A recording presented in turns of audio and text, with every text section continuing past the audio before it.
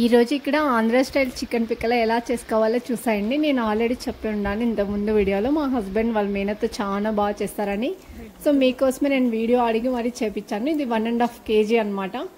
మనం ఇక్కడ చికెన్ బాగా కడుక్కొని మన పీనట్ ఆయిల్ ఉంటుంది కదా, వేరుశనగల నూనె, దాంట్లో బాగా డీప్ ఫ్రై చేసుకోవాలా. ఒక 20 minutes అలా చేసుకుంటే బాగా మనకే తెలుస్తుంది, అది రెడ్గా మారుతాయి అనమాట చికెన్ అలా.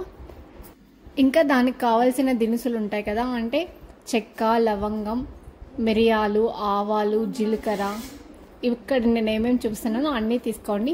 మెంతులు ఒక 5 grams అలా తీసుకోండి. మిరియాలు ఒక 5 grams, జీలకర్ర, ఆవాలు ఒక 10 grams అలా తీసుకోండి.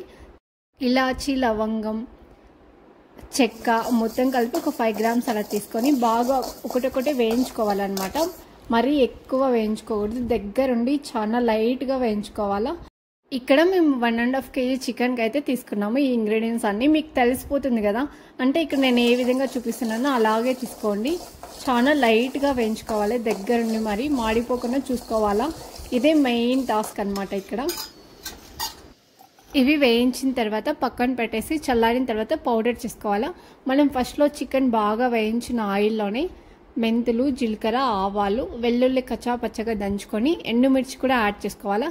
లో ఫ్లేమ్లో పెట్టుకొని చాలా స్లోగా మనం తిప్పుతూ ఉండాలన్నమాట.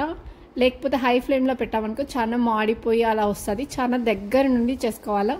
ఇక్కడ మేము చేస్తుంది 1.5 kg చికెన్ కదా, ఈ ఇంగ్రీడియంట్స్ అన్నీ 1.5 kg చికెన్కి. తర్వాత ఇక్కడ మనం అల్లం వెల్లుల్లి పేస్ట్ ఉంటుంది కదా, అది కూడా 50 grams. ఇక్కడ 1.5 kgకి మేము 50 grams అయితే తీసుకున్నాము. అది కూడా చాలా స్లోగా మనం వేయించుకుంటూ ఉండాలి. స్మెల్ అయితే మనకి తెలిసిపోద్ది, చాలా అరోమా అయితే వస్తుంది, స్మెల్ అయితే చాలా హెవీగా వస్తుంది. ఇక నెక్స్ట్ ఇక్కడ వచ్చి మనం పసుపు కూడా యాడ్ చేసుకోవాలన్నమాట.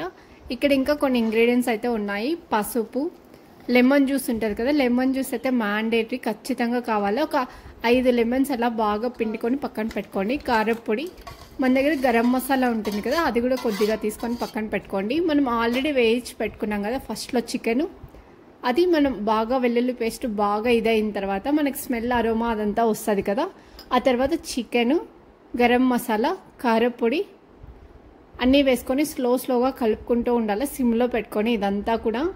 మనం హై ఫ్లేమ్లో పెట్టుకుంటే మాడిపిండి స్మెల్ అలా వచ్చేస్తుంది. అలా కాకుండా మనం చాలా సిమ్లో పెట్టుకొని వేయించుకుంటూ ఉండాలన్నమాట.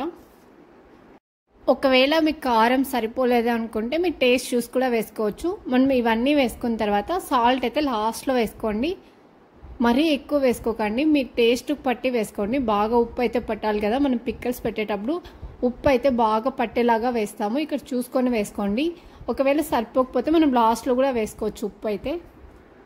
ఇంకా అన్నీ వేసేసిన తర్వాత మనం గ్రైండ్ చేసి పెట్టుకున్నాం కదా పౌడర్, ఫస్ట్లో అన్నీ వేయించుకొని పెట్టుకున్నాం కదా, జీలకర్ర, మిరియాలు అవన్నీ, ఈ పౌడర్ లాస్ట్లో కలుపుకోవాలన్నమాట. అన్నీ వేసేసిన తర్వాత చాలా సిమ్లో పెట్టుకొని చాలా స్లోగా కలుపుకుంటే చికెన్ పిక్కలు అయితే ఆల్మోస్ట్ అలా అంతా రెడీ అయిపోయింది. ఇంకా మనం ఇది వేసేసిన తర్వాత పక్కన దించి పెట్టుకునేలా బాగా చల్లారనివ్వాలి. చల్లారించిన తర్వాత లాస్ట్లో మనం లెమన్ జ్యూస్ అయితే యాడ్ చేయాలా.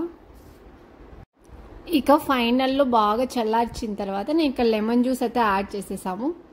ఇది ఫైనల్ పిక్కలు. ఎంత ఎమ్మీగా ఉందంటే మనం సాల్ట్ అవన్నీ కూడా చూసుకొని వేసుకోవచ్చు, తక్కువైనా కూడా లాస్ట్లో వేసుకోవచ్చు అనమాట. ఇంకా లాస్ట్లో మీరు గ్లాస్ జార్ కానీ ఏదైనా జార్ ఉంటే దానికి పెట్టుకోండి. మనం బయట 1 month వరకు స్టోర్ చేసుకోవచ్చు. వీడియో నచ్చి ఉంటే తప్పకుండా సబ్స్క్రైబ్ చేసుకోండి.